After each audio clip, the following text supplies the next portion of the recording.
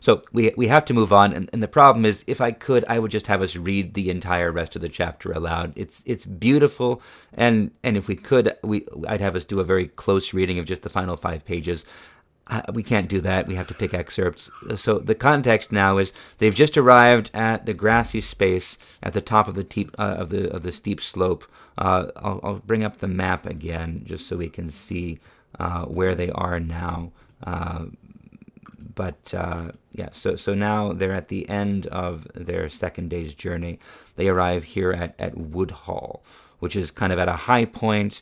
They're at the top of a steep slope. They can look down and see the rest of the fields of the Shire moving toward Buckland, and they're going to spend the night there with the elves. But if you'd read, this is one of the most beautiful passages in the Legendarium to me. Would you read this, Father? Mm-hmm, mm-hmm. The elves sat on the grass and spoke together in soft voices. They seemed to take no further notice of the hobbits. Frodo and his companions wrapped themselves in cloaks and blankets, and drowsiness stole over them. The night grew on, and the lights in the valley went out. Pippin fell asleep, pillowed on a green hillock. Away in the east swung Remirath, the netted stars, and slowly above the mists red Borgil rose, glowing like a jewel of fire. Then by some shifts of airs all the mist was drawn away like a veil, and there leaned up, as he climbed over the rim of the world, the swordsman of the sky, Menelvagor, with his shining belt.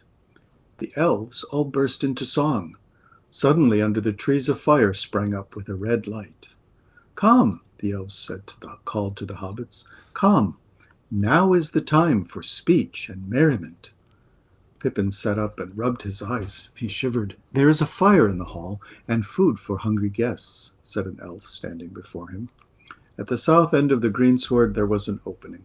There the green floor ran out into the wood and formed a wide space like a hall, roofed by the boughs of trees. Their great trunks ran like pillars down each side. In the middle there was a wood fire blazing, and upon the tree pillars torches with lights of gold and silver were burning steadily. The elves sat round the fire upon the grass or upon the sawn rings of old trunks. I want to say everything about it. It's beautiful. The scene of the stars rising, and the elves are waiting for the stars to rise before they start the meal. It seems it's. Mm-hmm. But anyway, I want to hear your thoughts. But let's finish the passage and then we'll talk about it. So then the elves serve them food and drink, and we get something of the impression that's left upon the three hobbits. So I'll read this bit.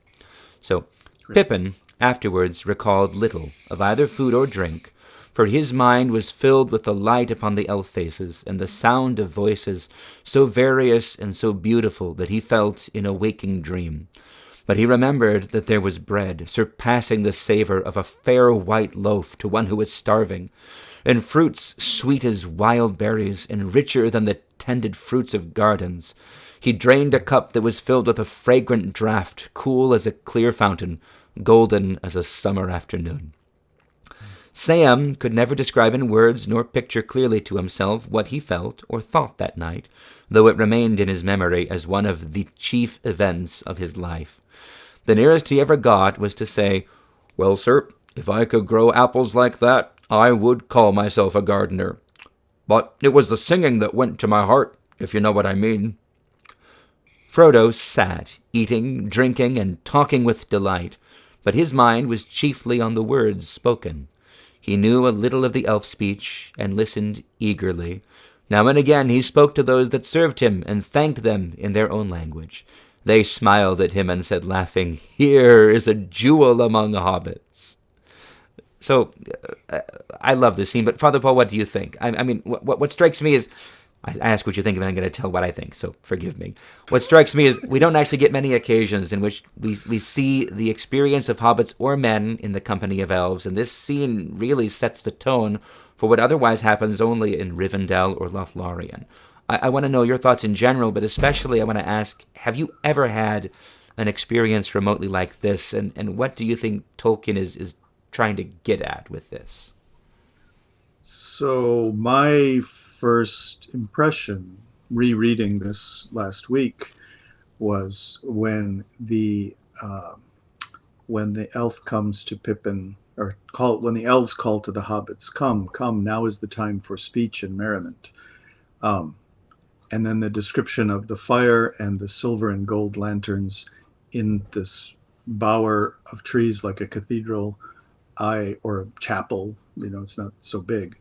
Um, I was just put in mind of the joy of Pascha, that we enter from the darkness, we enter into the brightly illumined church, and we sing and we rejoice, and we have this sort of time out of time. That was my first, what struck me, was that there's an equivalence there.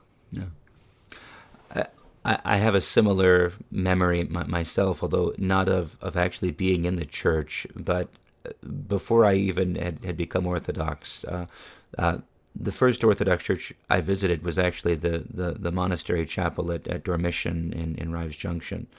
And I remember just what feel like countless Sundays, timeless Sundays, sitting in the refectory, not knowing what to say, but listening to the talk around me, eating the food, seeing Father Roman and sometimes the other priests and the nuns over at the table, and just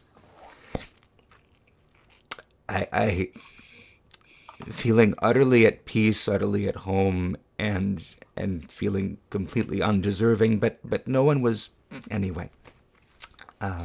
It's and you're a little hobbit in the presence of the big people. Yes, exactly. Yes. No, I've been in that same refectory, not frequently, only once, but listening to Father Roman tell some stories, and the love between Mother Gabriella and that time Mother Benedicta, I think, was still alive, Father Roman's sister, and just the hidden depths behind that encounter. That's beautiful. That's beautiful. Thank you for reminding me of those good people.